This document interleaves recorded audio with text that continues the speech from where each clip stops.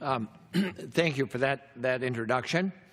And I want to thank my colleagues for presenting their profound thoughts on this most important legislation that we will consider tomorrow.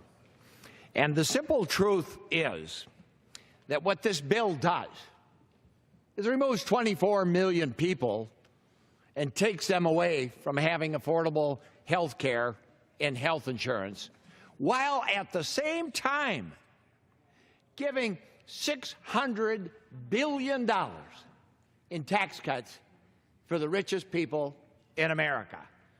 Some pundits have described it as one of the biggest transfers of wealth and travesties perpetuated upon the American people in American history. I'm calling upon the Republicans here in this chamber and President Trump to withdraw this legislation. Sit down in a bipartisan way, the way this Congress operated for several hundred years under open rules, and see what we can do to fix what's wrong with the American health care system, not do away with it and scrap it in the devastating manner that they have chosen to do so. The simple truth is, as I said, this guts Medicaid, it guts health care. Under this $600 billion tax break, think about it. If you make $1 million a year, every year you're going to get a $67,000 a year tax cut. Imagine that. That's more money than the average person makes in America in a year. And you're going to get that every year going forward in perpetuity. Well, we're saying to a young family who's struggling maybe because someone in the family has cancer, or maybe somebody got hurt or injured in an accident, oh, that's going to cost too much money to insure you. You're one of the 24 million that we're getting rid of.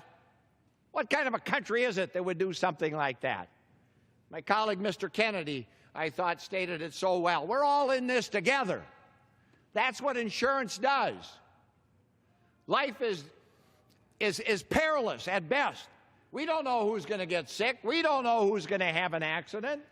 It may be when you're elderly. It may be when you're young. And that's what health care and health insurance is all about, coming together and making sure that we all are cared for and get the care that we need when we need it. Senator Kennedy talked about preventive care. Wow, you know, if you can catch prostate cancer, if you can catch lung cancer at a stage 1 or a stage 2 level, you save a life. But you got to have insurance to go do that and see your doctor. If you don't have insurance, guess what? You don't get it diagnosed till it's at the 3rd or the 4th stage level, at which point it's too late, costs tremendous amounts of money to treat, and most likely the prospects for survival are not good.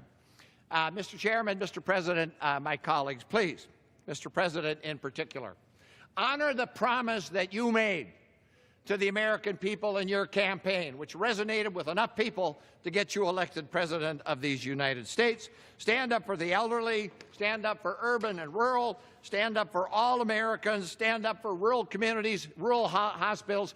Do the right thing, and let's open this process up so we can fix what needs fixing and stop this devastating effect by repealing and so-called replacing the Affordable Care Act.